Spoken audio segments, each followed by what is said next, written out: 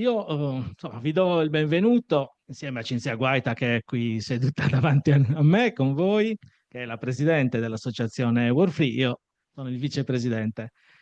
Sono Arnaldo Scarpa, un insegnante come Cinzia. Insieme a lei abbiamo iniziato qualche anno fa questa ennesima, diciamo, avventura nel mondo sociale che abbiamo condotto insieme dopo tante altre. E dal Comitato per la riconversione RVM, appunto sul cui canale YouTube va in onda la diretta di questo momento, eh, poi è nata l'associazione Warfree, che solo da poco più di un anno ha questa sede. Qui è un po' il punto nevralgico, insomma, dell'associazione, che in questo momento ha più di 100 soci. Tra questi soci, oltre circa una settantina sono imprese di tutta la Sardegna che condividono la Carta dei valori War Free, cioè mettono al primo posto nella loro azione economica il ripudio della guerra.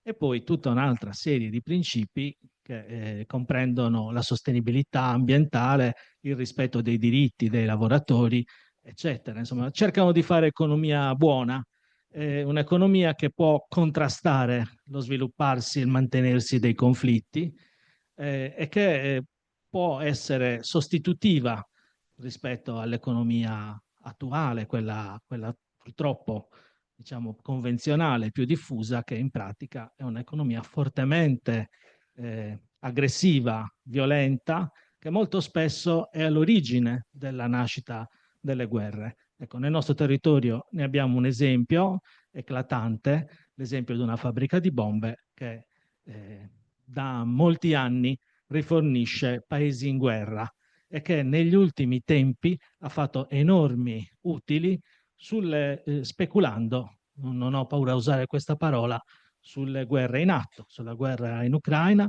e sulla guerra in Palestina, oltre che su tante altre, e soprattutto sulla tendenza che lo stesso sistema militare industriale, a nostro parere, ha imposto al mondo, eh, portandolo sempre più vicino al baratro della guerra globale. Ecco, rispetto a questo aveva senso muoversi anni fa. Noi abbiamo iniziato da tanto perché diciamo, le iniziative precedono di molto anche la nascita del comitato, però ha ancora più senso muoversi adesso e ha senso cercare di sensibilizzare tutti, tutta la cittadinanza, la popolazione, al fatto che a partire dal modo in cui si costituisce l'economia di un territorio e dall'economia di un territorio l'economia di tutti i territori del mondo, ecco, è da lì che avviene la prima spinta verso i conflitti, appunto. Ora, oggi è un'occasione speciale tra le tante occasioni speciali che abbiamo in questa sede. Nell'ultimo anno abbiamo avuto 32 eventi, tutti che si sono svolti qui appunto in questa sala. Quindi questo è il 33esimo. Con noi Luca Foschi, autore di Galas, scusate la pronuncia, l'ora più buia per il Medio Oriente, lui lo pronuncia sicuramente molto meglio. Lasceremo dire tutto a loro, quindi Luca è, scusami il nome, è Eva. Ehm, per adesso lasciatemi soltanto dare un grande benvenuto e magari anche un applauso al nostro autore. Tu hai il microfono, sei microfonato, lo passo ad Eva. Grazie, buonasera a tutti e a tutte e grazie a Wolfrey per questa bella occasione di incontro e di dialogo. Io sono molto felice di essere qui a parlare di questo libro. Lascerò interamente la parola a Luca, però fatemi dire che questo libro è stato pubblicato a maggio da Bompiani, è un'opera prima, è un esordio letterario ed è un libro che io definisco un fiume. Luca lo sa, perché veramente trascina dalla prima pagina all'ultima, portando appresso una stratificazione di personaggi, di sensazioni, di avventure.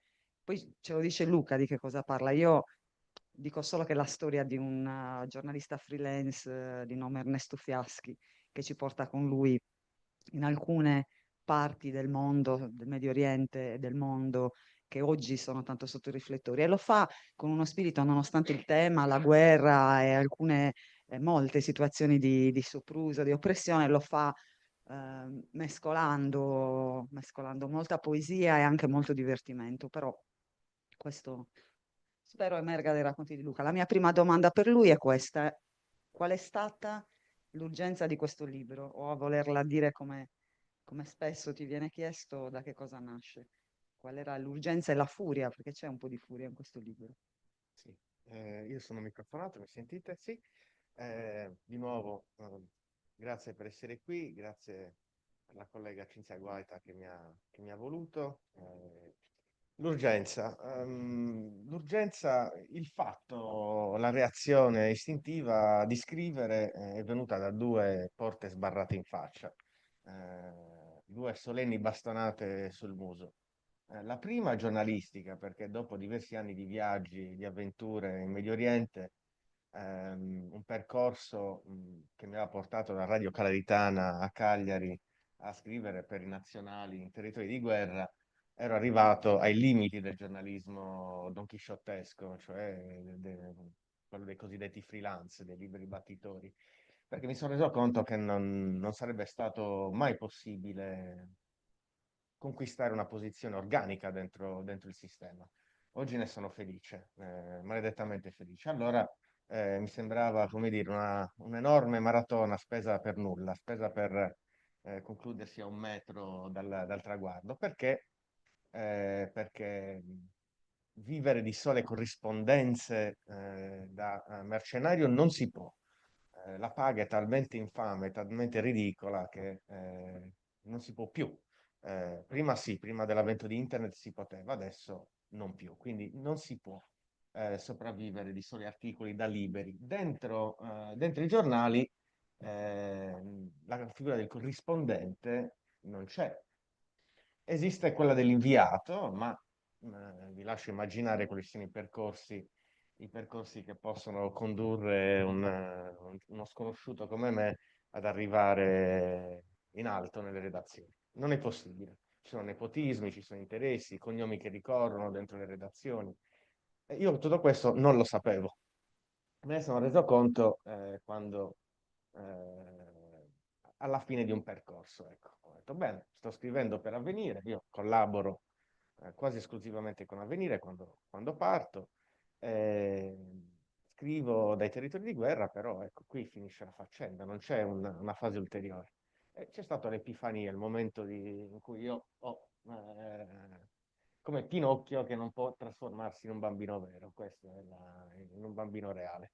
L'ho capito tardi perché l'entusiasmo era feroce, l'entusiasmo era pervasivo, quindi ciecamente ero dentro questo mondo tragico e meraviglioso del raccontare, non stavo a fare troppi conti. Ho reagito, avevo già reagito in parte ai problemi strutturali del giornalismo con un dottorato di ricerca. Io sono laureato in lettere, è per questo che insegno a Iglesias, però grazie alle esperienze giornalistiche con un triplo salto mortale sono finito a fare un dottorato di ricerca in storia e istituzioni dell'Islam per l'Università di Cagliari. 3 anni trascorsi almeno per un terzo fra Israele, fra Palestina, Libano e Iraq, dove ho condotto buonasera, una ricerca. Anche il dottorato di ricerca è stato avventuroso. Ho intervistato i cattivi, almeno 2 su 3 erano cattivi, Hamas, Hezbollah e poi i Peshmerga curdi, quelli che forse ricordate per l'indomita difesa, no? Del Kurdistan iracheno, in parte di Kobane, la lotta, la guerra contro lo Stato islamico. Ho intervistato questi 3 attori non statuali, come talvolta, o parastatuali, come talvolta vengono definiti, eh, pensando che mi avrebbe aiutato a mettere su le competenze che sono necessarie a un giornalista e anche in giro, a stare in giro il più possibile a lungo. Concluso il dottorato di ricerca, è arrivata la seconda bastonata sul grugno, cioè l'università non mi ha minimamente considerato. Sarebbe noioso forse affrontare il perché. Io mi limito a dire che oggi forse qualcuno all'Università di Cagliari che conosca Hamas ed Hezbollah potrebbe essere di vago interesse. Io sono andato a intervistarli, a fare un'operazione accademica, ma attraverso l'intervista, perché ero interessato a capire chi fossero davvero, come funzionassero, soprattutto nell'intento di dimostrare che sono dei soggetti legati, intrecciati, avvolti intorno allo Stato, e infatti si vede anche oggi, no? Nei dettagli della politica e della diplomazia. E per fare questo li ho intervistati, quindi vi garantisco che non è semplice, ma questa impresa epica non è servita a nulla. Il Li hai silenzio. intervistati non facendo Roma Erbil per 2 giorni, cioè hai vissuto per un anno e mezzo Sì, ho tra Parigi vissuto e per oltre un anno da quelle parti e nulla. L'università mi ha bellamente ignorato, cosa che era anche non solo legittima, ma chissà, forse. Però da lì è venuto il regalo della rabbia, a un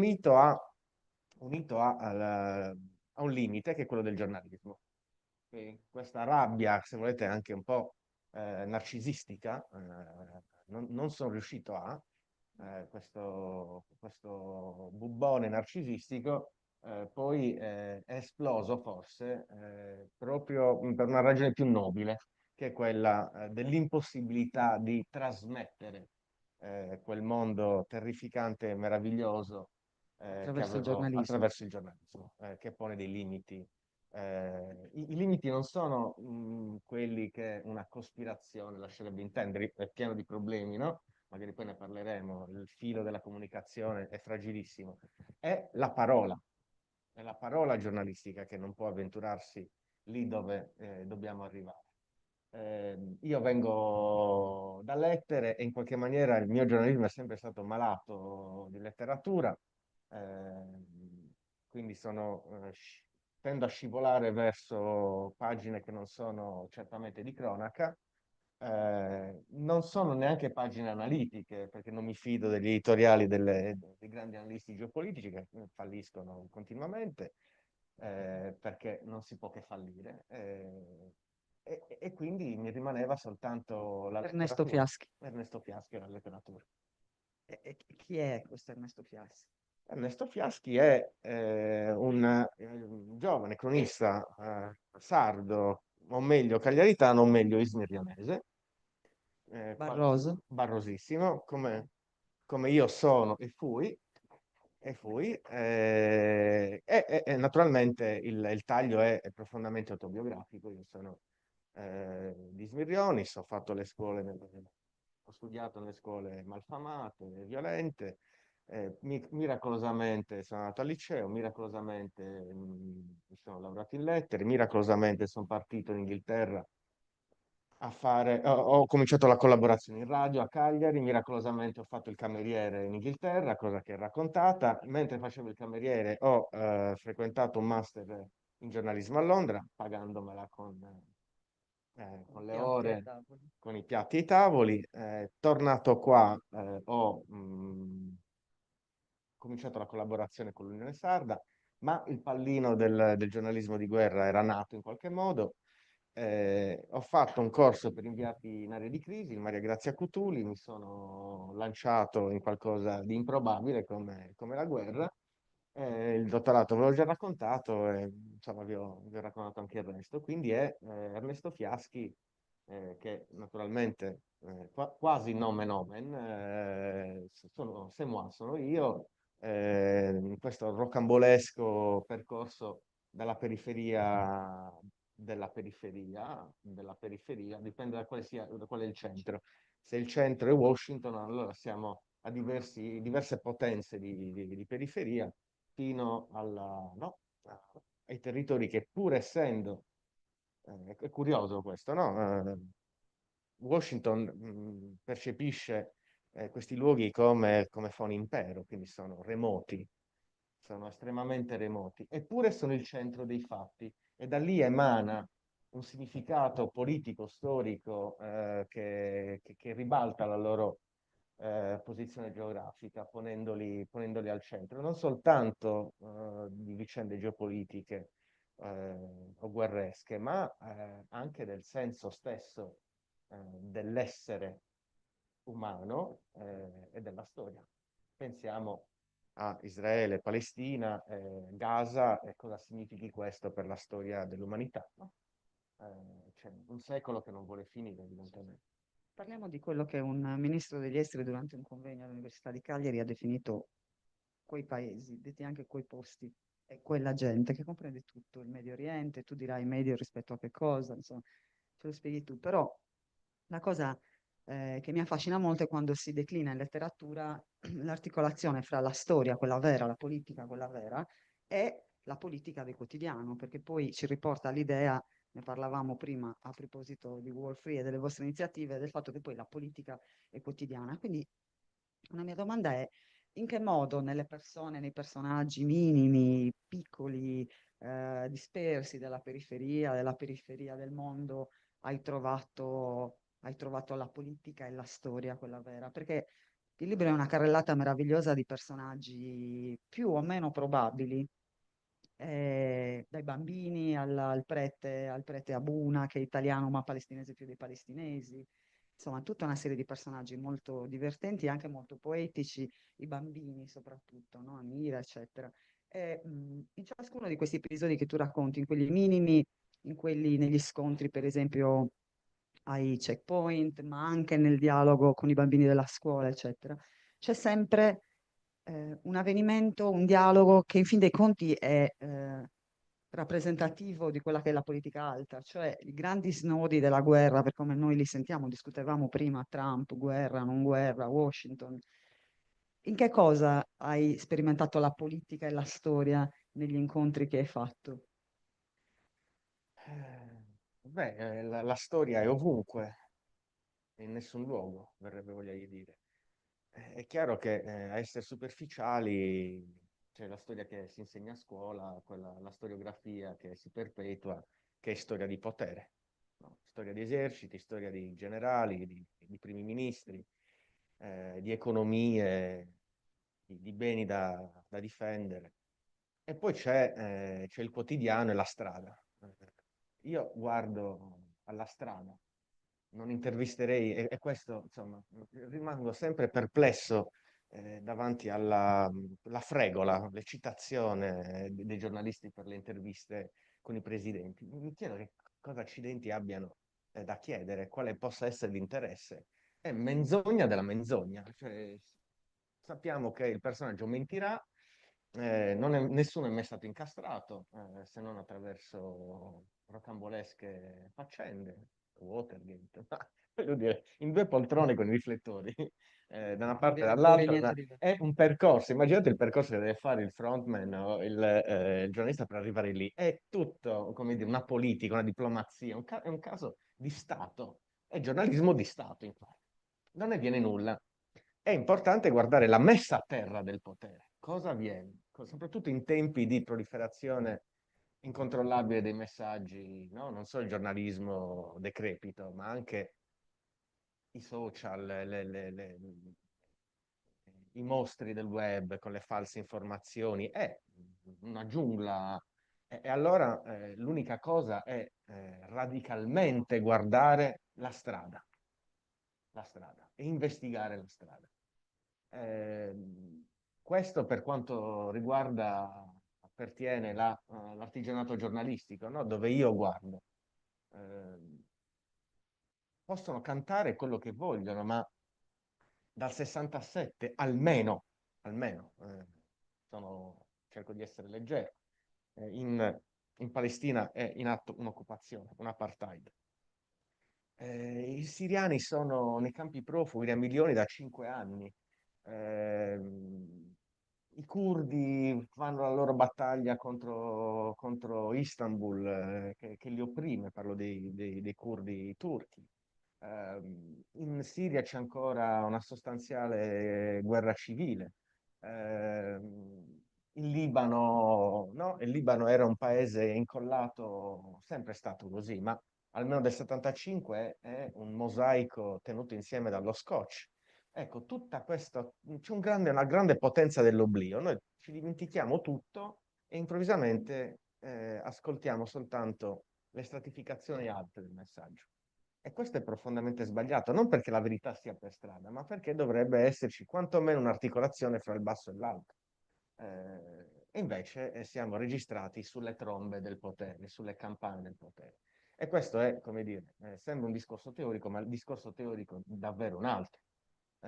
Tu sei una storica, io la risposta non ce l'ho, ecco, la verità non esiste, né quella storiografica né quella giornalistica. Si tratta di fare un lavoro di paziente, lenta, infinita domanda, costante e perenne, intorno alle cose. Se è per strada, ecco, se è per strada, lì c'è una parte di verità che abbiamo detto ci sfugge, che noi ignoriamo.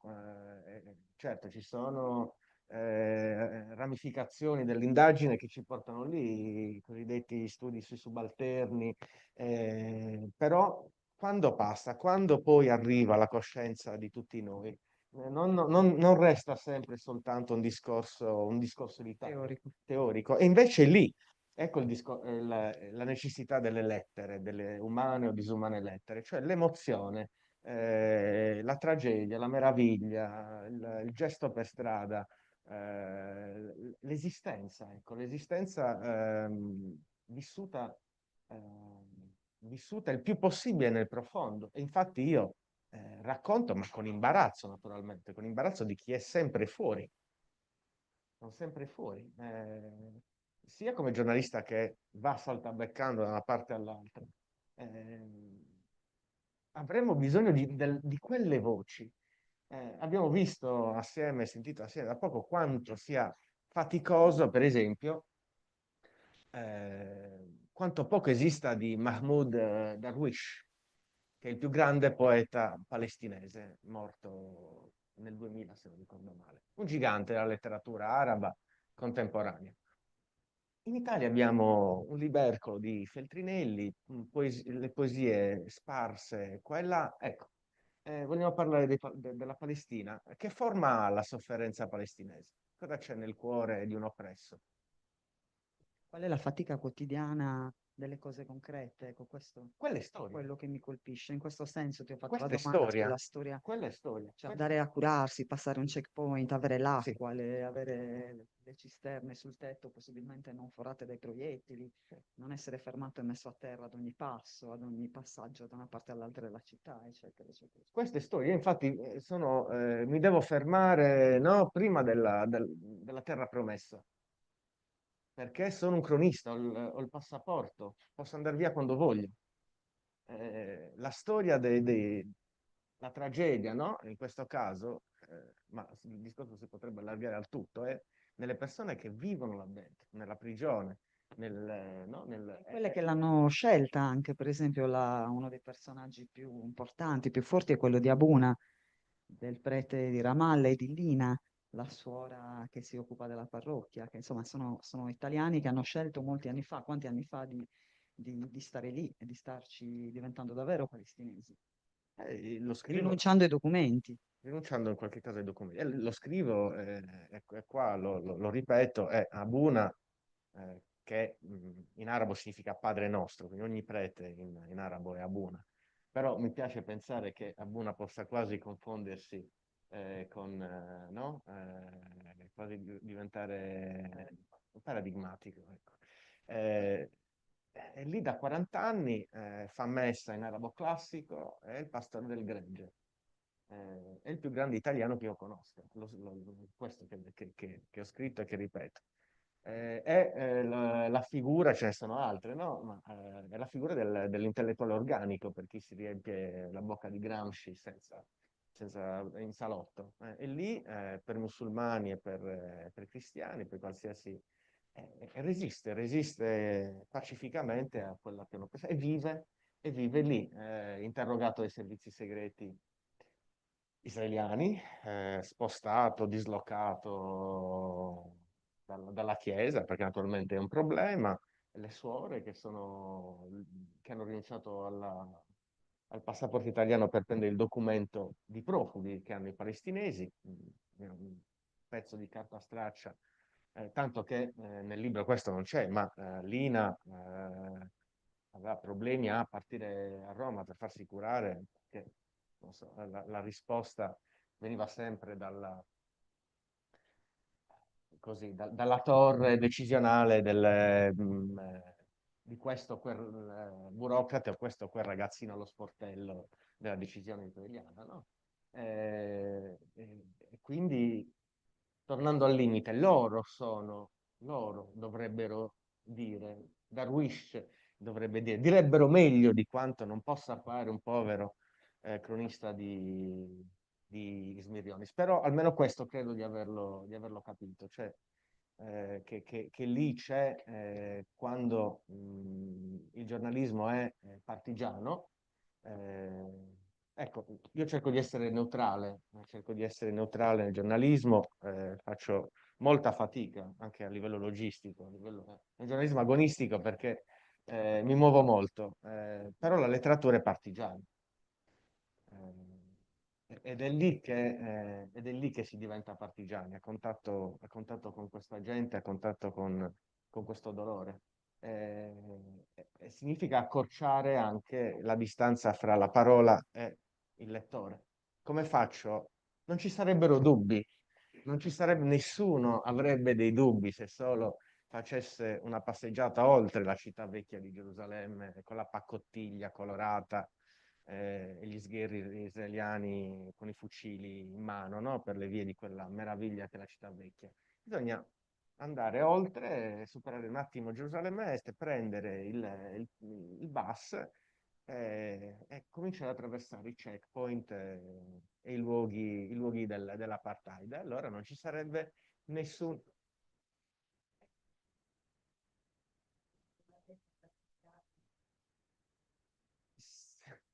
Sì, sì, sì, sì, sì, lì c'è un'evidenza. Poi è chiaro che parlavo più della verità politica, no? Perché lì si palesa la verità dell'apartheid. Naturalmente, quando poi indaghiamo il ruolo delle forze politiche palestinesi, ricomincia il labirinto. Mi riferivo a una verità no storica, che peraltro non è rilevante dal punto di vista umano e politico. Eh, Quando al checkpoint si viene trattati come io sono stato trattato, semplicemente per le mie fattezze, non certo ariane, ci si rende conto che non è una questione nemmeno di sicurezza, ma è diventato qualcosa di razzistico, perché non è possibile che Gaza venga cancellata solo sulla base di un principio difensivo, no? C'è un intento coloniale e c'è una giustificazione razzistica dietro questo massacro o genocidio. E questo è tutto lì per strada. Ecco, molto prima di Gaza, era già lì che fermentava nel tempo. Serviva soltanto una piccola esplosione per innescare quello che la storia aveva già fecondato. E a proposito del modo in cui la cronaca dei telegiornali un po' ci fa vivere queste situazioni a distanza o per il loro aspetto teorico, mi veniva in mente che sempre la stessa cronaca contribuisce al discorso politico in Italia, ma anche altrove. Leggevo una carrellata di stereotipi legati al Medio Oriente, ai cittadini palestinesi, ai Gazawi, eccetera. E pensavo che lo stereotipo che mi ha colpito di più, quello che ricorre spesso, è quello dei futuri terroristi, cioè uno stereotipo che riguarda i bambini. Questo, come dire, pensavamo, si dice della generazione precedente, pensavamo, lo dice Trump, che fossero venuti per andare via e invece ci siamo cresciuti terroristi in casa, no? E l'idea che i bambini siano futuri terroristi, insomma, in una società poi come la nostra, che i bambini, no, li tutela, li nutre di tutta una serie di cose che non sono solo materiali, mi colpisce molto. E il tuo romanzo è una costellazione di ragazzini scatenati E quando diciamo sono politicizzati, sono futuri terroristi, la cosa che colpisce in quello che scrive è che questi bambini intanto sono molto divertenti e molto divertiti, sono molto spensierati e molto pieni di energia, ma allo stesso tempo partecipano di uno sforzo quotidiano per le cose più semplici, che li rende sicuramente un po' diversi per certi aspetti e simili ai nostri bambini. Qual è, secondo te, il ruolo nel romanzo, nella tua storia di questi bambini che vengono a ricordarci, che fanno capolino di tanto in tanto e ci ricordano un sacco di cose, ci danno un sacco di lezioni e ci fanno sorridere allo stesso tempo? È un qualcosa di miracoloso perché fanno delle lezioni pazzesche senza... I bambini saranno materia di riflessione, no, per tutte le discipline nei secoli dei secoli. Sono ciò che non possiamo essere, sono il contrario della storia. La storia è un orrore. No? Daedalus nell'Ulisse dice: la storia è un incubo dal quale voglio destarmi, dice, ed è un insegnante, Stephen Daedalus, no? Nel primo capitolo dell'Ulisse. I bambini sono il contrario della storia, sono ciò che non è ancora storia, è ciò che ci fanno immaginare tutto ciò che, no? Come potrebbe essere il mondo, la loro purezza, la chiarezza dei loro giudizi, la fantasia delle loro elaborazioni, Coraggio di il coraggio ribellarsi. di ribellare, l'evidenza dei fatti, no? Oltre il linguaggio, sono prima della sofisticazione del linguaggio e quindi oltre. Un fatto è un fatto, e così, no? La purezza e questo è il nostro essere mancato, è ciò che ci manca. Poi si cresce, no? Non per Bambini tornare. che peraltro spesso sono detenuti nelle carceri israeliane per Sì, reati, insomma, per reazioni, per esempio per la strada. certo, sono dai profughi, dai ragazzini sbandati ai ragazzini lavoratori, ai resistenti, delle sassaiole in Palestina, alle siriane che lavorano nei campi libanesi sotto il sole. A proposito di oblio, di cose che non si raccontano, no? Tornando per un attimo, è rilevante questo, è storia, certo che lo è. E però che cosa vogliamo raccontare? Che cosa montiamo in questa lunghissima pellicola? Ecco, io cerco di non trascurare quelli che mi sembrano il centro, a proposito di no, sostituire che cosa è centrale, che cosa è periferico nel discorso. Senza piagnistei, senza cedere al mellifluo, no? Al bambino. Ci sono bambini gloriosi, resistenti, che tirano i sassi ai carri armati, che si fanno sparare, che vanno incontro alle benedette pallottole di plastica che non fanno nessun danno, no? Non fanno nessun danno quando sono sparate a 200 metri, a 300, a 10 metri. Azzoppano per sempre i ragazzi, si conficcano nell'encefalo. No, queste sono... Betlemme è una città di zoppi, piccoli zoppi. Ma se vogliamo tornare a fare un altro esempio, tornando un attimo indietro all'87, la prima intifada, no? Il mondo si accorse che i bambini venivano gambizzati con i bastoni per la prima volta, perché dal 67 all'87 il mondo si è accorto alla questione, no? Dell'apartheid nell'87, con la prima sollevazione, con l'intifada. Rabin, il buon Rabin, quello del processo, era il ministro degli interni e chiedeva espressamente che tutti i manifestanti venissero gambizzati fino alla menomazione. Il popolo palestinese, i ragazzini, no? Oggi il ragazzino dell'87 oggi è un dirigente. Un dirigente. E i terroristi, io sono salito sulle colonie illegali nei territori in Cisgiordania, no? A intervistare nel 2018, a intervistare quelli che improbabilmente pochi anni dopo sarebbero arrivati al governo con 13%, cioè il signor Ben-Gvir, il signor Smotrich, quelli che oggi, i fondamentalisti ultraortodossi, quelli che oggi, non che a Bibi Netanyahu dispiaccia, però c'è un rincaro di destra, un rincaro fondamentalista che viene da lì, non soltanto ideologico, no? Sul coloniale, sulla radicalità del colonialismo, ma anche di tattica governativa parlamentare. Non fai ciò che ti diciamo, ti leviamo la fiducia e cadi in mezzo alla guerra.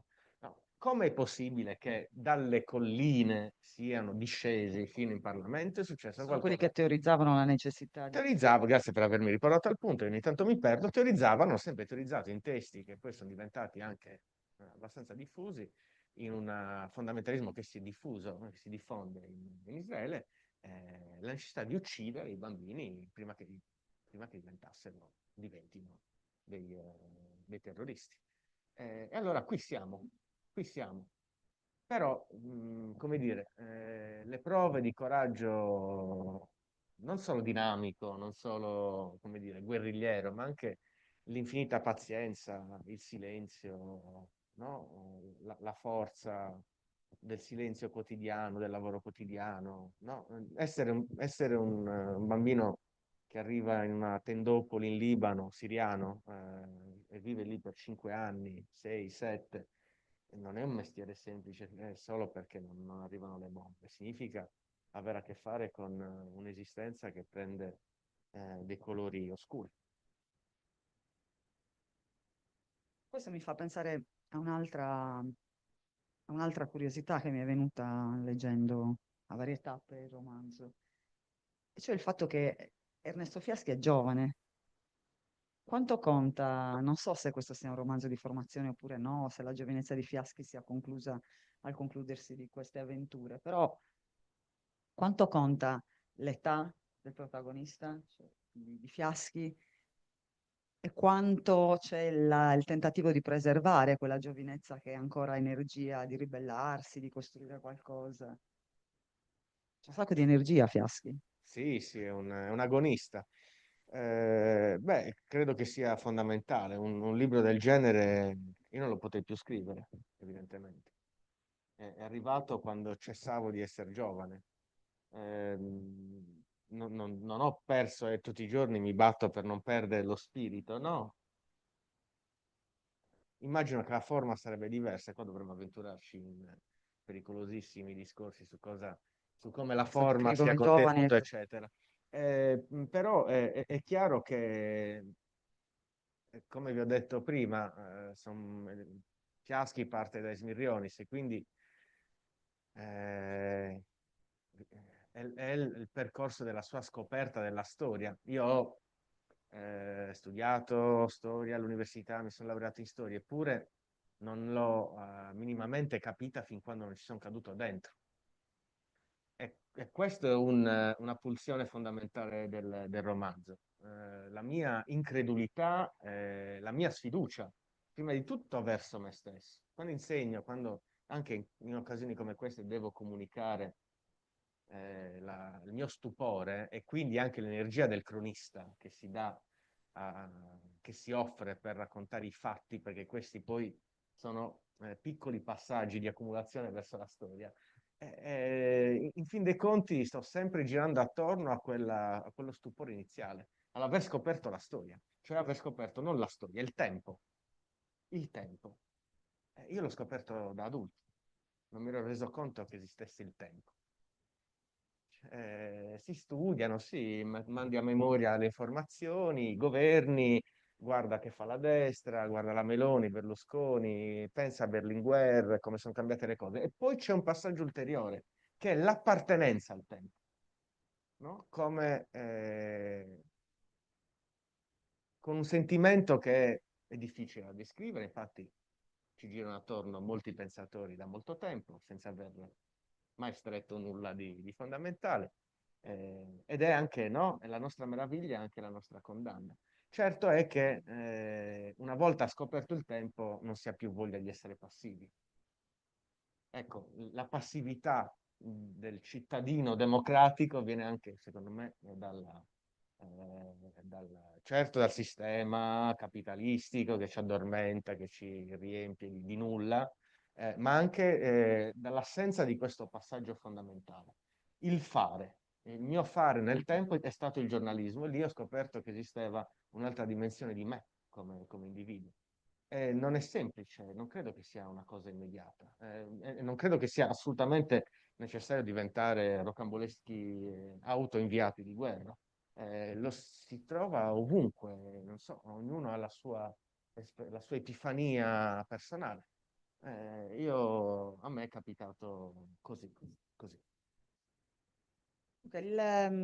Algalas è pieno di riferimenti letterari, filosofici, di giochi che tu fai con pezzi di letteratura che sono stati importanti per te o con linguaggi letterari che sono stati importanti per te, musicali, filosofici, e ce n'è uno ne avrò perso la metà, tra quelli che, più della metà, tra quelli che non mi hai spiegato, però perlomeno quelli che ho capito, ce n'è uno che mi affascina molto da insomma, fallimentare laureato in filosofia che non si ricorda più la filosofia, ed è quello che ha a che fare un po' come hai detto tu col tempo, ma con l'idea di essere, come era, gettati, com'era, nella vita. Sì. Cioè, me lo rispieghi per la Sì. 20ª volta, perché io lo trovo molto affascinante. Sì, Spoiler, Heidegger. degli etti, essere al potere essere Cosa eccetera. Sì, cosa- Fiaschi ha letto l'esistenzialismo, si è appassionato di Heidegger, e c'è un'espressione tratta da Essere Tempo che ricorre. No, Heidegger in effetti anche il discorso che ho fatto prima in qualche maniera deriva, ma non voglio mica spiegare essere tempo. Significa che siamo gettati nell'esistenza,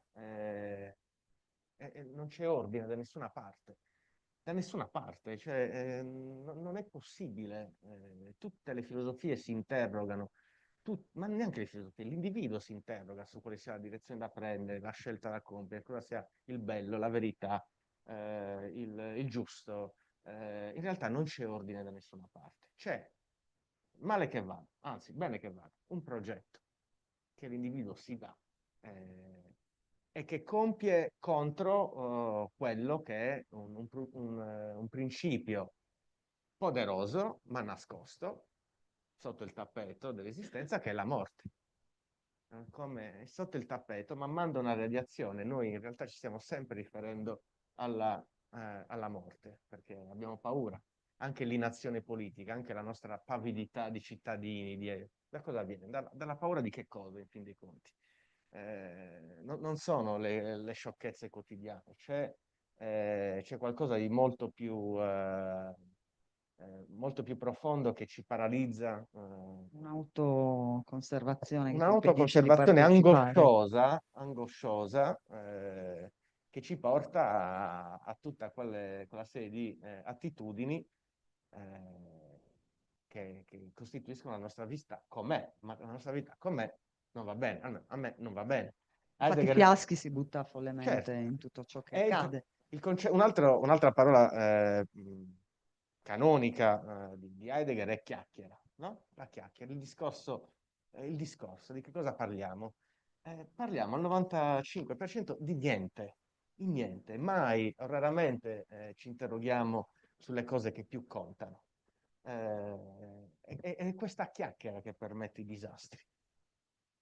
Questa autocostruzione, questa immensa architettura di chiacchiere che poi ci paralizza. Poi naturalmente ci sono i resistenti, ma nella mia esperienza sono una minoranza. Martiri, santi. No, no, no, no, no, una minoranza attiva. Citavamo prima i bambini, gli attivisti, voi qui, chi si interessa a una forma della vita che non deve essere necessariamente segnata da altri in alto. No, come diceva mi ribello, no? Camus, mi ribello, dunque siamo. ribaltando il famoso detto, no? Nel suo celebre, è un esergo, mi ribello, dunque siamo. Cioè, io, individuo, rigetto ciò che è in me, che riconosco come fasullo, e nel momento in cui questo avviene nella collettività, è solo attraverso la collettività si può costruire qualcosa di diverso. Ma parte sempre dalla parola, quindi parte sempre dalla condanna della chiacchiera, dalla condanna del vuoto. E pensa a quanto il concetto di chiacchiera heideggeriano si possa appoggiare, sia perfetto per spiegare la diplomazia, il giornalismo. Non vogliamo arrivare alle relazioni personali, anche se naturalmente ne sono piene, però sono aria fritta. Aria fritta. Come abbiamo detto all'origine, all'inizio, la verità è altrove. È difficile da trovare, ma sicuramente non è lì. Sicuramente non lì. Nelle fonti ufficiali. Sono verità di Stato. Che non sono mai poi da sottoporre a interpretazione, dico, le fonti ufficiali. No, L'ho letto nel giornale. l'ha detto. A proposito, io l'ho letto nel giornale, e quindi è vero. Che cos'è che più ti fa saltare sulla sedia nella rappresentazione ma la rappresentazione della situazione in Medio Oriente, cioè della situazione dei paesi che tu conosci? Ma, Qual è l'inghippo che ti ma fa? le parole, tu sei più brava di me, possiamo prendere le Io parole. so che tu Io te la salto prendi sulla molto sedia, quando vedi il telegiornale, per lo questo la voglio domanda. spaccare, non ce l'ho, non ho il televisore perché No, hai altrimenti. staccato per il computer, perché l'hai Sì. guardato. Non è il. Sì, ci sono le parole, c'è il cambio, tutta una serie. Se noi prendessimo, lo faccio quando ho tempo, mi è capitato di farlo con gli studenti, smontare un articolo, smontarlo, ok? Se tu smonti un articolo, da poco abbiamo analizzato in classe la morte di Sinwar. In classe io faccio queste cose. Ho preso il video del leader di Hamas che viene ripreso dal drone che entra dentro l'edificio distrutto di Gaza, il suo moncherino poggiato sul bracciolo della poltrona impolverata, lui che si gira, tira il bastone, il drone che va via. E nel frattempo, e poi tutta una serie di immagini montate. Israele non è solo un efficientissimo esercito, è anche un'efficientissima fonte di cinema. Tanto che è evidente come le truppe vengano accompagnate sul campo da esperti di comunicazione, perché il video è stato incastonato poi in tutta una serie di riprese, di mezzi busti, di primi piani, di campi medi, che sono diventate immediatamente cinema. Cinema.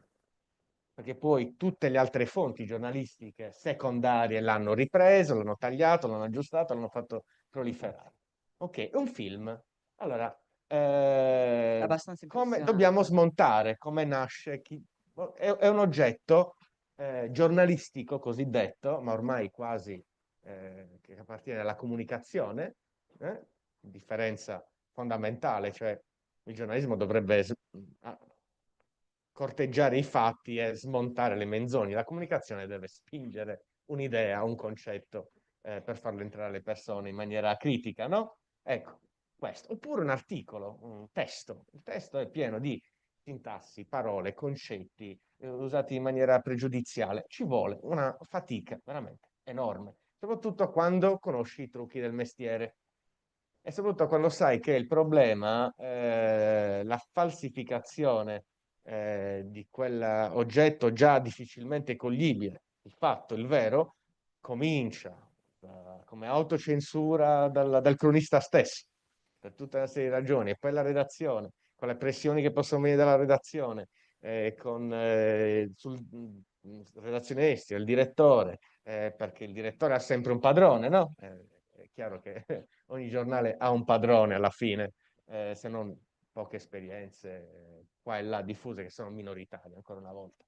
E quindi cosa mi fa saltare? Tutto mi fa saltare. Se io salto sulla sedia, sono sono saltellante, sono quasi più per aria che seduto, perché poco mi convince. Ecco, quella sia in assoluto, e questa è già una premessa importante, ma so che, infatti mi riposo quando sto per strada, mi riposo perché è l'esercizio agonistico ultimo, cioè io più di così non posso fare, vado lì, vedo la cosa, racconto la cosa che ho visto e torno. Certo, c'è una corolla, un accompagnamento di informazioni che vengono, ma io il mio mestiere di corpo a corpo, di lotta con le cose l'ho fatto e quindi felicemente mi limito al reportage, alla cosa apparentemente più, no? Quello mi convince. Altrove, che ti devo dire? Ma scusa, do qualche esempio, altrimenti sembra veramente aria fritta sull'aria fritta. Quando gli inviati o i corrispondenti, mh, perché toppano sempre clamorosamente sulle elezioni americane? Perché non ci capisce mai? Perché deve sempre vincere la democratica? Perché stanno a Washington o a New York e scrivono degli Stati Uniti. Cosa fanno i nostri inviati o corrispondenti a Washington, a New York? Mettono un bello sfondo sul primo piano per quelle 30 secondi o 90 secondi del servizio. Ma come si sono alimentati? E con il Washington Post e con la rassegna stampa. Nota bene che poi il Washington Post è di Bezos e per la prima volta nella storia di quel glorioso giornale, questa volta non si è schierato. Non si è schierato, è vergognoso. Ok? È un fatto storico, eccezionale, incredibile, no? Quindi Riportato da tutti i nostri quotidiani. sì, figuriamoci, che sono subalterni, questo è un discorso italiano, poi c'è la subalternità del giornalismo italiano a quello francese, anglosassone, perché poi è qui che arrivo, come nascono i servizi? Un po' di Washington Post, un po' di ANSA, un po' di New York Times, vediamo cosa dice Le Figaro, modello, poi sono sempre ben pettinato, la cravatta, sono diviso, sono anche bello, ho alle spalle le luci della città notturna, un minareto, posso raccontare il tutto. Sono in Ucraina, racconto tutto da Odessa. Sono in Libano, racconto tutto da Beirut, o meglio, dico che sono a Beirut, ma sono dall'altra parte e mi sto cagando sotto. Poi qua c'è la parentesi dei corrispondenti, va bene, che è pieno di gente seria, di gente professionale, ma anche di pavidi, di furbi, di egocentrici, qua c'è qualche maniaco, insomma, c'è maniaco nel senso, ci sono personaggi bizzarri e loro sono il medium, loro sono il medium. E allora è questa la tragedia, no? Chi è il medium? Chi è il medium lo dico. Infatti anche Ernesto Fiaschi è molto autoironico, va incontro costantemente al fallimento e lo dice perché è un mestiere difficilissimo, no? Però lo dice, non dice vi racconto, ma quello cioè, Una cosa capisci? apprezzabile del romanzo è sicuramente che non c'è nessun tipo di macismo, di paternalismo, nonostante sia, no, un po' un racconto autobiografico di un inviato di guerra che uno pensa, aiuto, adesso ci spiega come non ha avuto paura del pericolo, e poi il contrario, è un libro divertente, poetico, anche un po' feroce, però tutto il contrario di un cliché, insomma, no? Dipende un po' anche da come noi le sentiamo le notizie, poi non so se vogliamo aprire le domande, dipende anche da un po' dalla nostra consapevolezza di quello che sappiamo, perché in fondo un minuto e mezzo di telegiornale, no, in diretta da Kiev o Kiev, ci fa avere la sensazione che sappiamo esattamente dove sono i russi, un po' chi sta vincendo, ora sono pari, quindi poi possiamo andare, no, a scuola, a lavoro e dire, no, però vedi, i russi non si fermano. Cioè abbiamo un po', a parte poi quando saltano fuori dei paesi, dice, sentito cosa sta succedendo in Congo? E allora sorridiamo e abbozziamo, ma in realtà quanto ci rendiamo conto di non sapere veramente nulla di quello che succede nel mondo, di ciò che è sotto i riflettori. Non parliamo dei conflitti e delle guerre che non ci stanno sotto il naso tutti i giorni. Ce l'abbiamo un po' una responsabilità anche noi, o sono i giornali cattivi che non ce lo dicono? Beh, non bisogna chiedere troppo agli esseri umani, non bisogna chiedere troppo. E qui non bisogna chiedere troppo al giornalismo. Se chiedi troppo, sei fregato. Perché dovresti immaginare un meccanismo severissimo, la rivoluzione, che è infatti faticosissima e dura poco, e poi deraglia, perché devi chiedere un esercizio che si chiederà a persone oppresse dalla quotidianità, che hanno lavori il tempo, per tornare al tempo, di spendere ore al giorno per informarsi e dovessi chiedere al meccanismo giornalistico di essere ferocemente no, professionale. Questo non esiste, non esiste.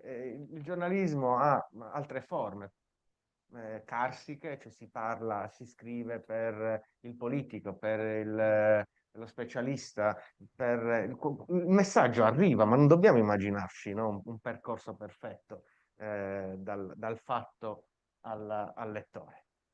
Poi su un problema, ancora una volta, strutturale, poi c'è il nostro tempo, la nostra contingenza storica, dove i giornali sono andati in picchiata.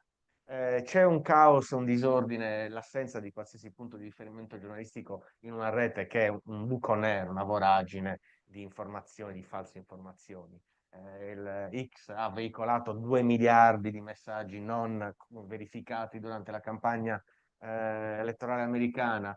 Trump ha vinto anche grazie alla selva oscura dei canali YouTube, dove non c'è nessun tipo di filtro giornalistico. È un guazzabuglio. Quindi noi, dov'è la nostra colpa? La nostra colpa, come posso, prima di tutto, lo vedo in me, perché come uomo, cioè ragazzo degli anni 90, dove già le cose andavano spappolandosi in Italia, con l'avvento, no, del berlusconismo, della depoliticizzazione di tutto. Io sono il primo, infatti, come ho detto prima, la mia meraviglia, il mio appartenere al tempo è arrivato dopo. Non è un caso, con estremo ritardo. E oggi io li vedo i ragazzi, come possono, no? È molto complicato. E noi adulti, dov'è l'ordine? Dov'è l'ordine delle fonti? Dov'è il corrispondente certificato, verificato, consolidato, che viene punito se sbaglia? No? Caio mi racconta da New York, Caio De Tizio mi racconta il Medio Oriente, Sempronio mi racconta l'America Latina. Se lo dice lui, è così. E io so che lui viaggia, ha i contatti. Infatti c'è il nome che salvo come esempio è Robert Fisk, grandissimo giornalista britannico che ci ha lasciato qualche anno fa, viveva in Medio Oriente da 30 anni, ha vissuto in Medio Oriente per oltre 30 anni, lo girava continuamente, coltivava i contatti, scriveva per l'Independent, prima per il Times di Londra e poi dopo essersi liberato dal tentativo di censura per l'Independent. Ora, sono casi sporadici. Sharina Bouakle, che è la voce, no? Abbiamo incontrato una ragazza palestinese, e diceva, Sharina Bouakle era la voce degli arabi dalla Palestina, americana e palestinese. Che fine ha fatto?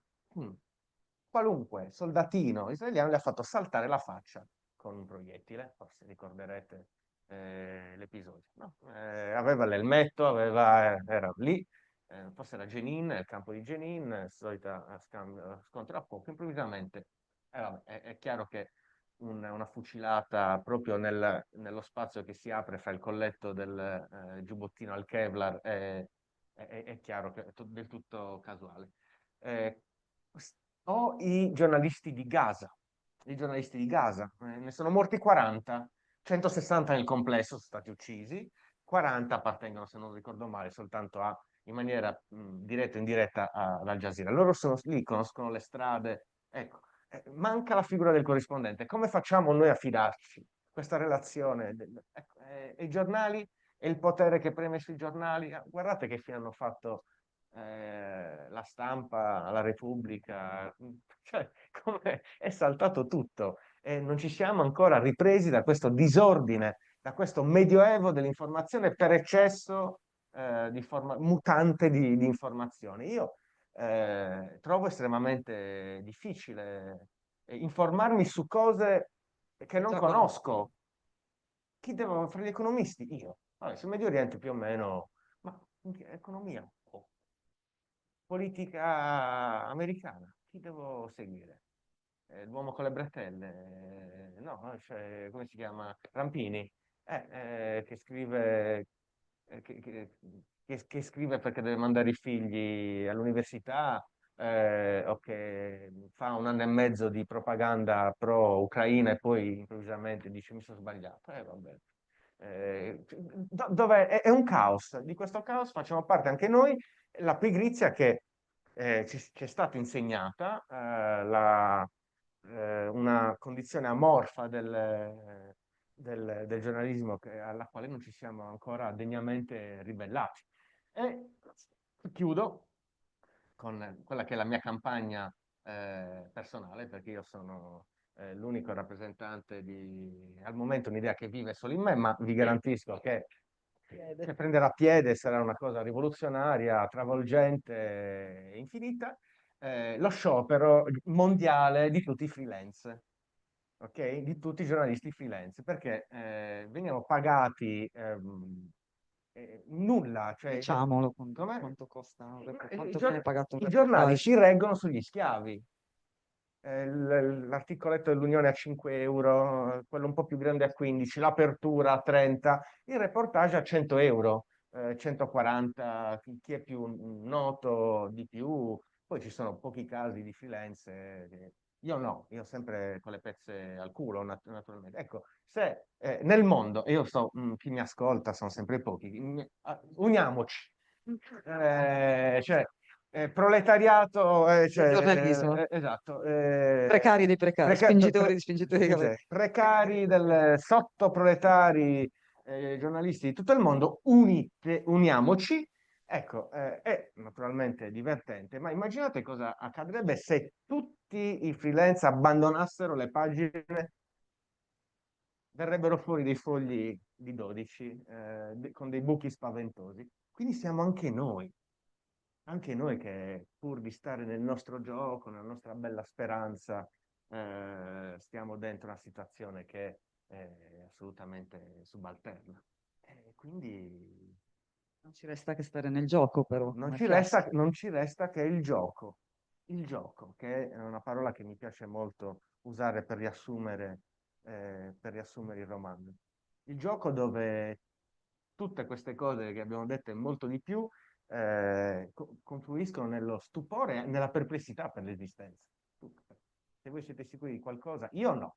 Io sono sicuro di pochissime cose. Il resto, appena ci avventuriamo fuori dal seminato, incominciano i labirinti, se li vogliamo vedere, altrimenti anche quelli sono risolvibili con qualche categoria, qualche scatoletta, qualche pensiero precoce.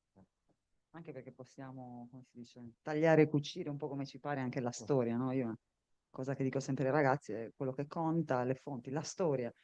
E poi però mi sento in colpa perché la storia, soprattutto per quanto riguarda il Medio Oriente, poi la prendiamo un po' da dove fa comodo a noi o ci trinceriamo dietro fatti storici perché quello è, quindi la verità, no? Però, insomma, Ecco, questo possiamo dirlo, cioè, e sarò breve. L'oblio, forse l'abbiamo citato, ma tutto accade nel presente. Tutto accade nel presente. Quindi tu mi dai uno schiaffo e sei colpevole.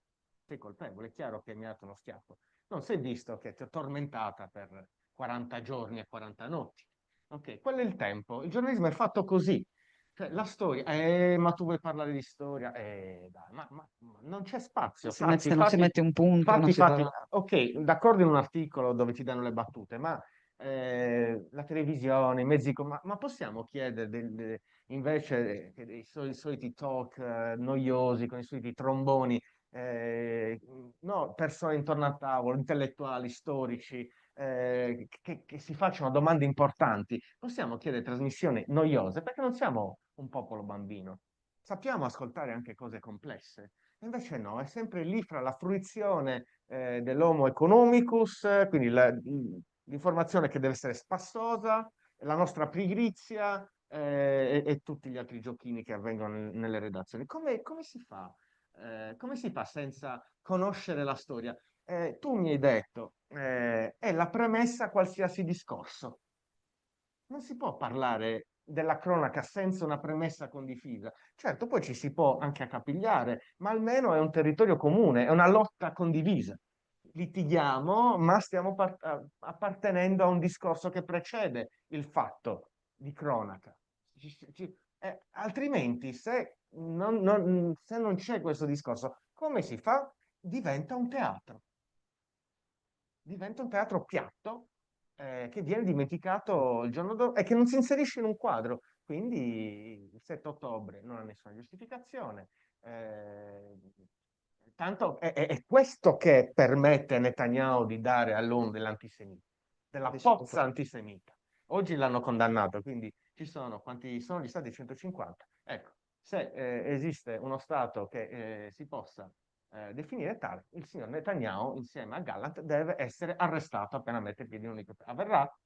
Non lo so. Tu ce la vedi la Meloni che arresta Netanyahu? Quello è un sogno erotico. È chiaramente un sogno erotico. Netanyahu in una galera italiana è la cosa più bella che uno possa aspettarsi, ma non avverrà mai. No, perché lui si può permettere di dire è una pozza antisemita, cioè non conosco la storia, cioè non conosco la storia dell'oppressione di Israele sui palestinesi, quindi prendo ciò che è antisionismo, anticolonialismo israeliano, ribalto la frittata, dico che è antisemitismo, lo porto su un concetto fondativo dell'Occidente post-bellico, i nostri sensi di colpa, legati a doppio filo a chi ci ha ricostruito con il piano Marshall, cioè gli americani, e l'egemonia del discorso è fatta. Questi sono i fili, è la cornice, fuori dalla cornice non si può andare. Trappola. E quindi a dimostrazione di quello che cioè, a conferma di quello che tu stai dicendo, volevo ricordare che Al Galassi è un libro molto divertente, leggero e Compratelo, poetico. signore.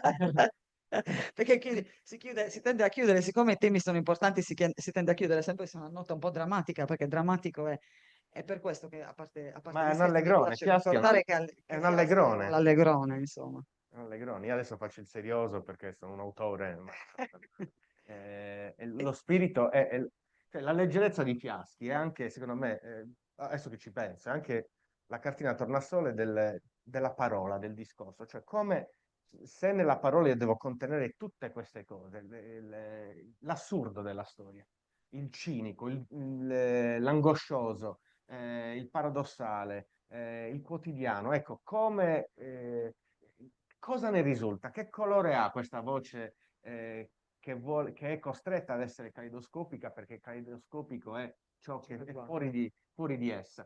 Non può, nel mio caso, è una allegra, amara risata. O uno spassosissimo pianto, una spassosissima disperazione. Arriviamo all'ossimoro, cioè arriviamo no? All'indecisione della parola. Però Fiaschi è divertito, è divertente, compratelo signori e signore, comprate, è un magnifico libro. Grazie Luca, grazie a Luca Fosca, al Galassi. Non so se possiamo aprire, grazie Luca, se c'è tempo, se c'è qualche domanda. Possiamo? Sì. Sì, puoi passare? Sì.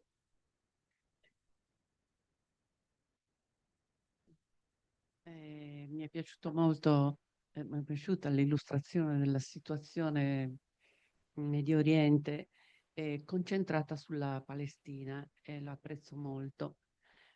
La domanda è questa: per caso hai cercato di vedere dalla parte israeliana se ci sono persone che non saranno tutte come Netanyahu, anzi lo so benissimo che non sono come, però hai indagato da quella parte? Grazie.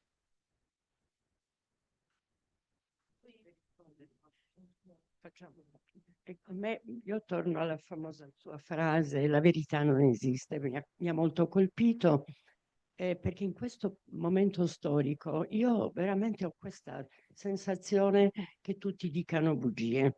Ci sono sempre lotte intestine anche su fatti, l'abbiamo visto anche sui Novax, si va, insomma, si possono fare tantissimi esempi. Allora, io sto vivendo, io che credo nel cambiamento, credo che ci voglia tempo, credo che dobbiamo lavorare insieme e creare delle reti forti, credo che dobbiamo contagiare gli altri di quelle piccole, grandi cose che sono l'ascolto profondo dell'altro, la gentilezza amorevole.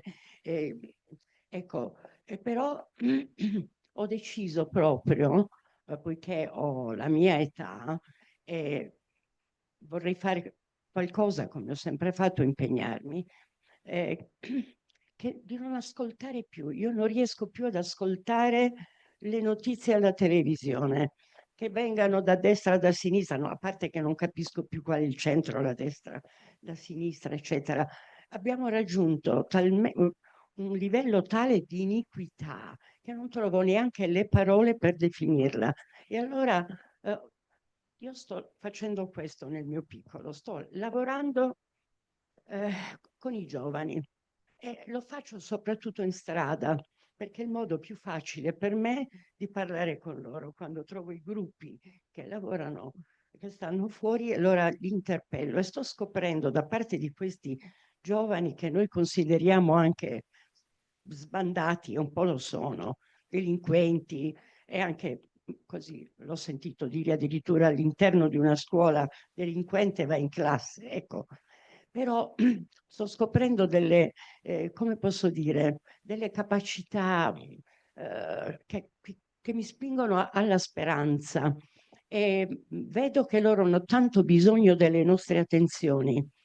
Se sappiamo naturalmente partire non sgridandoli, sei un cafone, sei un maleducato, raccogli la bottiglia, non incomincio mai così chiaramente, ecco. E allora io le chiedo questo, e siccome qua siamo anche parecchi insegnanti, anch'io ero un insegnante, pensando alla storia, che è un altro elemento che mi ha colpito molto nel suo discorso. Lei adesso ho capito la storia quando ho inciampato, ma l'ho scritta, adesso non ricordo la sua frase.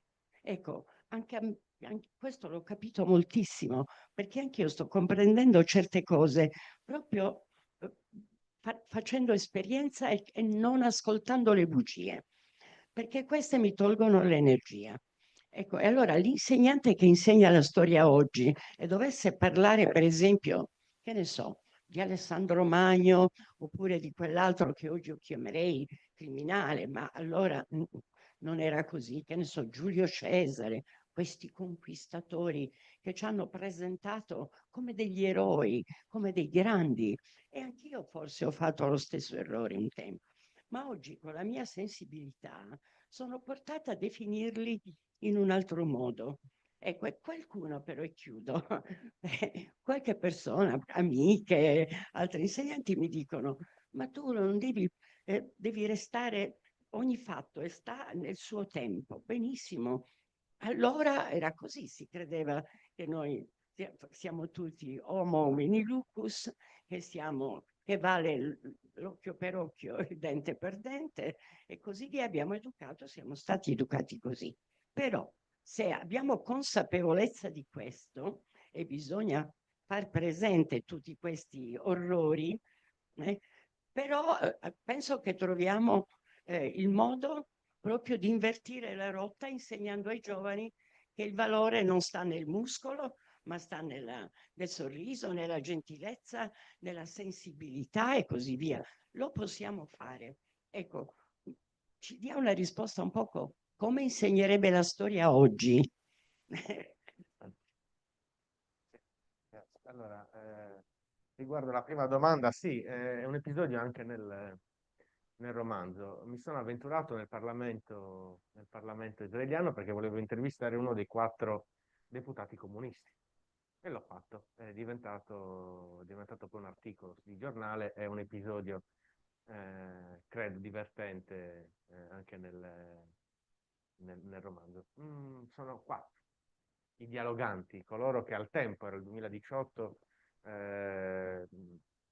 si aprono, no?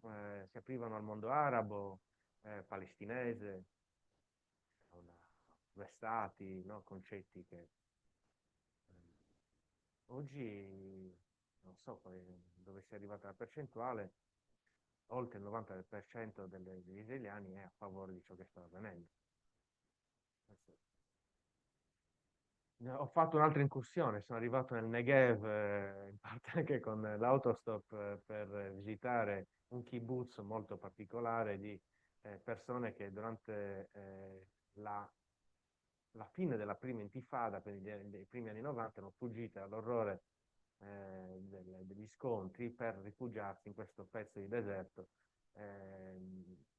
andando, no? Sì, quindi, da una parte il deputato comunista isolato alla Knesset, dall'altra un kibbutz multireligioso, pacifista. Però la maggioranza è accaduto qualcosa di terribile a Israele. Mi rammarico, ma le mie sono state purtroppo incursioni sempre troppo brevi. I mezzi, non è semplice fare giornalismo, qualcosa stasera l'ho detta. Un'espressione che per sintesi utilizzo per parlare del giornalismo come io lo intendo è quello di affari di famiglia.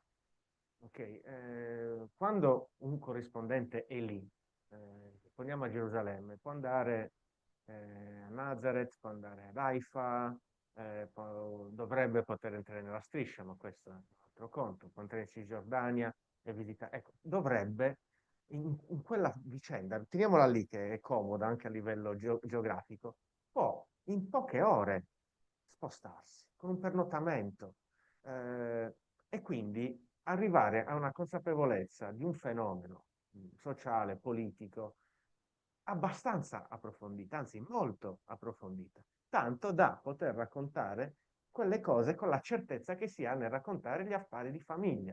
Non significa che non ci si sbagli.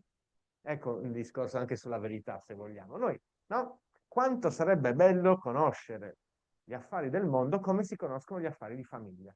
Avremo tutti chiari in mente gli zii, i nipoti, le sorelle, i casini, gli inciuci, le malefatte, le invidie. No, noi siamo dentro la famiglia come in maniera organica e conosciamo le cose. Ecco, quello è uno stato giornalistico che ci sfugge.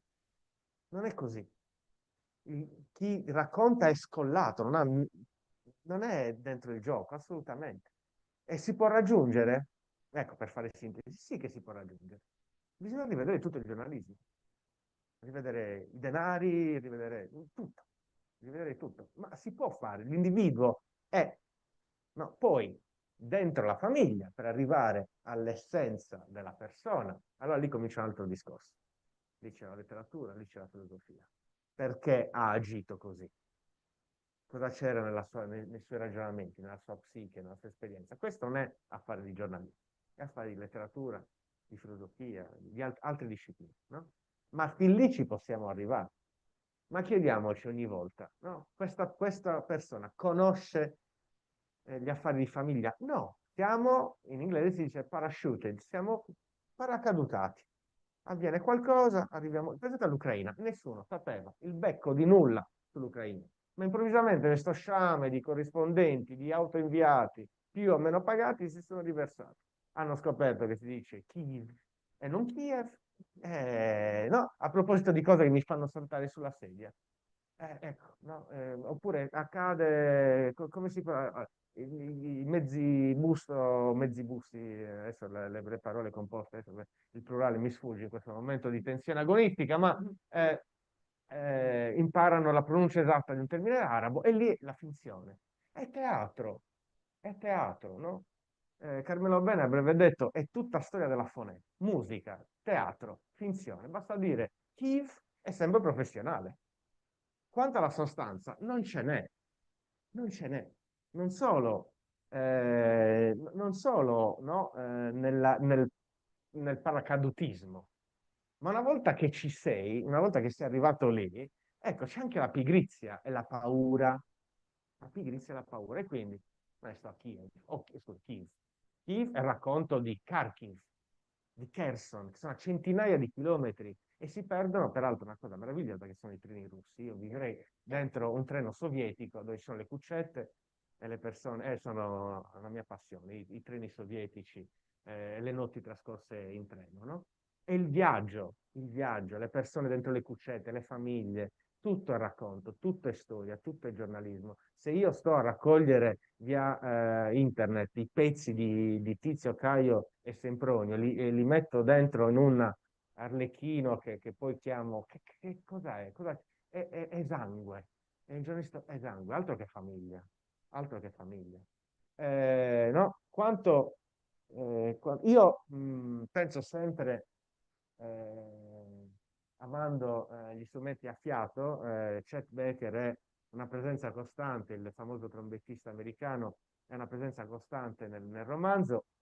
Anch'io, adesso meno, ma ho suonato la tromba malissimo, e penso sempre ai ragazzi come agli ottoni, dipende da chi ci soffia dentro. A proposito di speranza, no? Quindi, quando l'insegnante è maldestro, non suona, oppure emette delle cacofonie insostenibili. Ma io sono sorpreso, avendo insegnato sempre nelle scuole professionali e spesso in questa provincia della Sardegna, che come sappiamo è una delle più povere d'Italia ed Europa, sono sorpreso da quanto poco talvolta sia necessario per il risveglio. Il risveglio. In seconda, posso addirittura citare le classi, perché ci sono i colleghi, in seconda B, i ragazzi hanno scelto il tema della guerra. Lo scelgono loro il soggetto del tema che verrà nel giro di un mese. E per un mese noi frequentiamo quelle informazioni. Non gli presento un tema che mi sono inventato io la sera prima, dopo aver mangiato. Italiano e storia. Qua Iglesias. Quindi per un mese frequentiamo quell'argomento che loro hanno scelto. Abbiamo guardato dei film, è faticoso, sì, è molto faticoso, i ragazzi non sono abituati, abbiamo letto le poesie, letto i giornali, analizzato la morte di Sinwar per dare un occhio alla comunicazione. Il pacchetto è piccolo alla fine, però tutti si sono esercitati e è stato sorprendente. Anche chi mai avrebbe, mai, peraltro ci sono due ragazzi che mi hanno sbalordito perché non avrei puntato 2 centesimi, e invece hanno scritto fra i temi migliori. Quindi, e infatti, proprio oggi ero impegnato a pensare, vogliamo scendere nel dettaglio e scendiamo nel dettaglio. Daniele ha ricevuto forse una mia mail dove malamente gli spiegavo qual è la mia idea per l'educazione civica. L'idea è fiaschiana. Adesso mi aggettivizzo, è fiaschiana. Cioè è il discorso dell'appartenenza al tempo, è quello stesso stupore che io ho provato molto tardi. Loro possono arrivarci prima. E qual è l'idea? È quella di capire come si scrive un articolo. Una volta capito come si scrive un articolo, spedirli in giro nel loro paese, nella loro o Iglesias, perché molti sono Iglesias, a raccontare banalmente un piccolo fatto, intervistare una persona notevole, un vice sindaco, tanto c'è anche a Siliqua, i ragazzini conoscono, so, a interrogarsi sulle cose del tempo, perché è questo che ho fatto. Qui racconto il mio stupore davanti al fatto che un giorno nella scuola di giornalismo, quello racconto, arriviamo, apro una parentesi, poi se mi perdo riportatemi per favore, perché è troppo succosa, la devo inserire adesso, il momento è questo.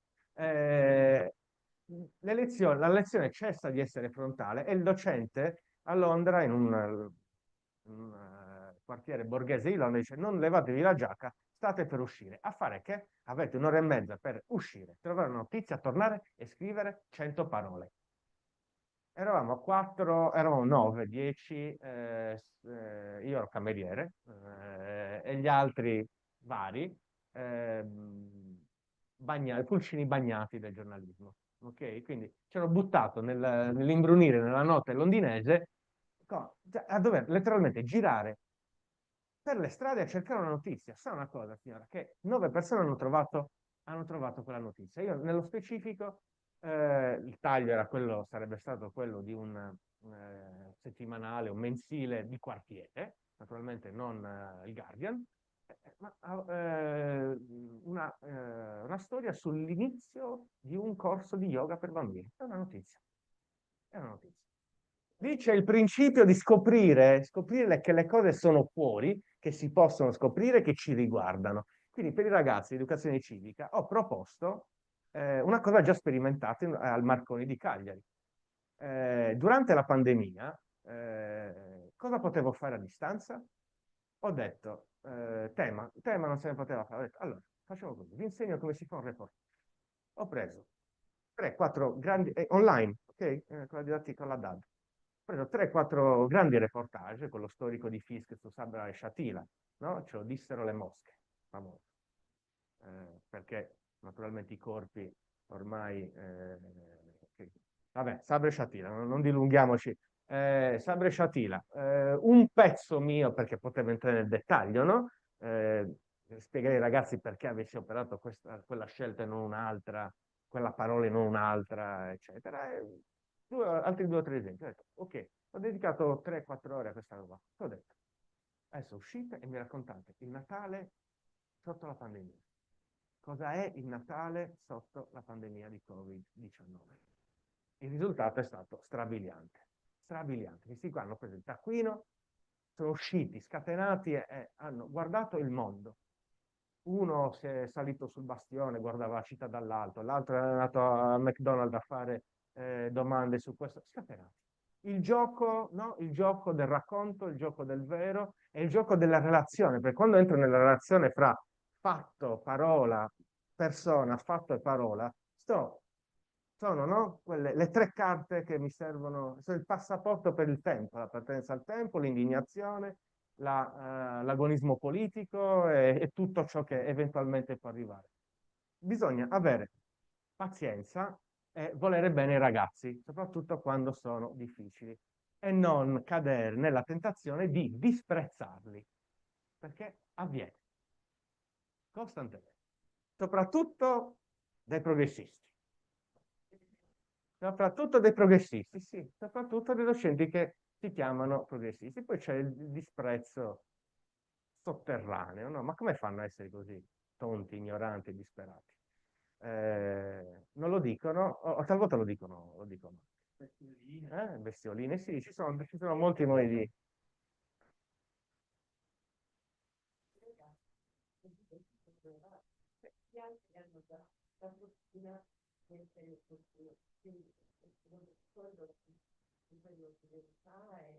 È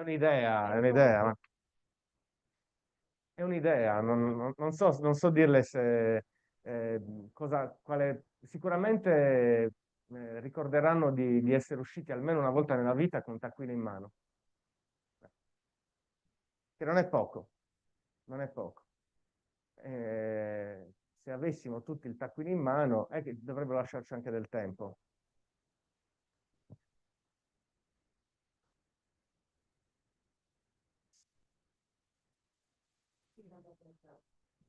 Sì, ma io ho dovuto escogitare tutta una serie di trucchi per farmi ascoltare da ragazzi che altrimenti non ascolterebbero né me né le cose, tantomeno gli argomenti che ho da passare. Quindi sono sempre invitati a scrivere. A scuola c'è il jolly, no? Le classi sanno, poi non lo faranno, sanno di poter prendere un bel 7-8, quindi un voto sicuramente alto, se si impegnano sul racconto di almeno 4 pagine. Ho detto, prendetevi il vostro tempo, 1 settimana, 2 settimane, 3 settimane, mi portate un'opera scritta, un racconto, quello che volete voi. A me interessa che scrivano. È inutile. Leggevo e chiudo perché mi sto dilungando, Carlo Dossi, scapigliato dell'inizio del Novecento, che dice una frase banale ma anche abbastanza fulminante. La grammatica è quella cosa che è il cercare di imparare ad andare a cavallo stando a piedi. Questa è la grammatica. A me interessa invece che i ragazzi vadano a cavallo, cadano, eccetera, eccetera, eccetera. Quindi scrivere. Grazie Luca, io ringraziamo Wolfrey, Luca Foschi e poi il resto delle domande le facciamo dopo, fuori onda. Grazie. Grazie a tutti davvero, grazie Luca.